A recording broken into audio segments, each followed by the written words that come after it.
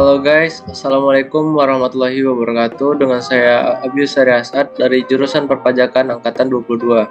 Di sini saya akan memaparkan materi yang saya sajikan, yaitu mengisi SPT PPH pasal 21 atau 26 dengan dosen pengampu Dr. Wirmi Eka Putra, SMSI, CLKNR CSRS. Baik, pertama-tama apa itu SPT? SPT atau surat pemberitahuan adalah surat yang oleh wajib pajak digunakan untuk melaporkan perhitungan dan atau pembayaran pajak, objek pajak dan atau bukan objek pajak, dan atau harta dan kewajiban menurut ketentuan peraturan perundang-undangan perpajakan. Bagi wajib pajak, pribadi atau pekerja, batas waktu pelaporan pajak adalah maksimal 3 bulan setelah tahun pajak terakhir, yaitu pada akhir bulan Maret. Sementara bagi wajib pajak badan, batas maksimal waktu pelaporan pajak adalah 4 bulan setelah tahun pajak berakhir, yaitu pada akhir bulan April. Selanjutnya ada dasar hukum SPT pasal 21 atau 26. Itu pertama PMK 181 PMK 34 2007 STDD tentang bentuk dan isi SPT serta tata cara pengambilan, pengisian, penandatanganan dan penyampaian SPT. Kedua per 31 PJ 2009 tentang pedoman teknis tata cara pemotongan, penyetoran dan pelaporan PPH pasal 21 dan atau PPH pasal 26 sehubungan dengan pekerja, jasa dan kegiatan orang pribadi. Yang ketiga per 32 PJ 2009 tentang bentuk formulir SPT PPH pasal 21 dan atau PPH pasal 26 dan bukti pemotongan atau pemungutan PPH pasal 21 dan atau PPH pasal 26. Per 6 PJ 2009 tentang penyampaian SPT dalam bentuk elektronik. Selanjutnya masa waktu pelaporan SPT. Yang pertama pelaporan SPT masa PPH pasal 21 dan atau pasal 26 paling lama 20 hari setelah masa pajak berakhir. Kedua, kewajiban untuk melaporkan PPH pasal 21 dan atau PPH pasal 26 yang dipotong tidak berlaku dalam hal jumlah PPH pasal 21 dan atau PPH pasal 26 yang dipotong pada masa pajak yang bersangkutan nihil, kecuali nihil tersebut dikarenakan ada surat keterangan domisili atau Certificate of Domicile. Yang ketiga, dalam hal jumlah PPH pasal 21 dan atau PPH pasal 26 yang dipotong pada masa pajak Desember nihil. Kewajiban untuk melaporkan PPH pasal 21 dan atau PPH pasal 26 yang dipotong berlaku. Selanjutnya fungsi dari SPT. Yang pertama bagi wajib pajak. SPT adalah bentuk pelaporan pertanggungjawaban atas perhitungan jumlah pajak yang dibayarkan termasuk penjelasan apakah pembayaran pajak dilakukan sendiri atau pihak lain. Kedua, bagi PKP atau pengusaha kena pajak, SPT berfungsi sebagai alat pelaporan dan pertanggungjawaban pajaknya. Di dalamnya terdapat informasi pajak PPN dan PPNBM, hal-hal yang berhubungan dengan pengkreditan PM atau pajak masuk terhadap PK atau pajak keluaran. Yang ketiga, pihak pemotong pajak. Bagi pemotong pajak seperti perusahaan, adanya SPT menjadi bukti pertanggungjawaban bahwa pajak karyawan yang bekerja di perusahaan tersebut sudah dibayarkan.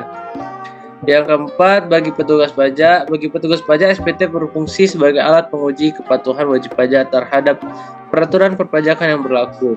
Selain itu, SPT juga merupakan bentuk pelaksanaan fungsi pengawasan dari petugas pajak itu sendiri. Selanjutnya, jenis SPT masa PPN. Yang pertama, SPT masa PPN dan PPNBM. Jenis SPT masa ini berlaku untuk kegiatan barang kena PPN dan pajak penjualan atas barang mewah atau PPNBM. Pelaporan SPT masa PPN ini berbentuk formulir SPT masa PPN. Yang kedua, SPT masa PPN PKP pedagang eceran. Jenis SPT masa PPN ini untuk transaksi yang dilakukan oleh pengusaha kena pajak atau PKP pedagang eceran. Surat pemberitahuan berbentuk formulir SPT masa PPN DM. Yang ketiga, SPT masa PPN bagi pemungut. Jenis SPT masa PPN bagi pemungut yang berarti surat pemberitahuan yang dipergunakan bagi pemungut pajak pertambahan nilai. Surat pemberitahuan jenis bentuk formulir SPT masa PPN 1007 PUT. Lalu ada jenis SPT masa PPH.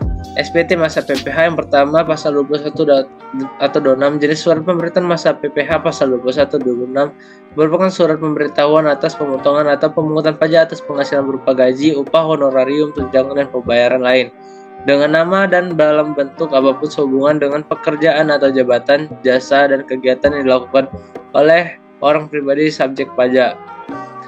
Yang kedua, SPT masa PPh pasal 22.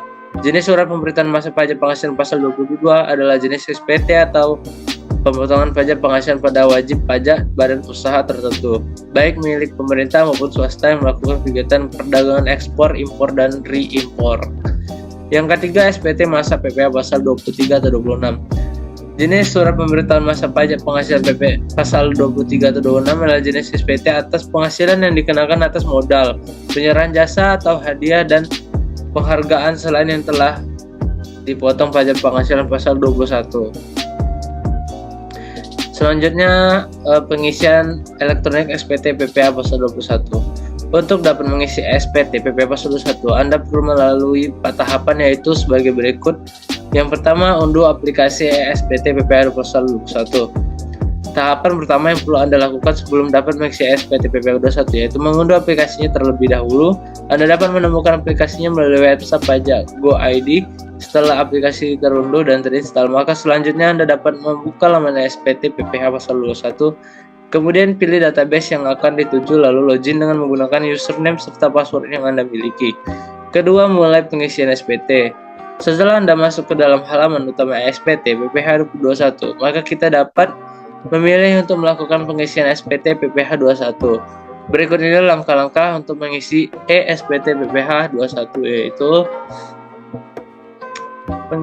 yang pertama, pilih menu SPT, buat SPT. Yang kedua, pilih isi SPT, klik pada daftar pemotongan pajak 17211 untuk pegawai tetap, pilih satu masa pajak. Yang ketiga, mulai isi data NPWP, nama, kode objek pajak, serta jumlah penghasilan bruto, serta pajak penghasilan yang dipotong, lalu pilih simpan.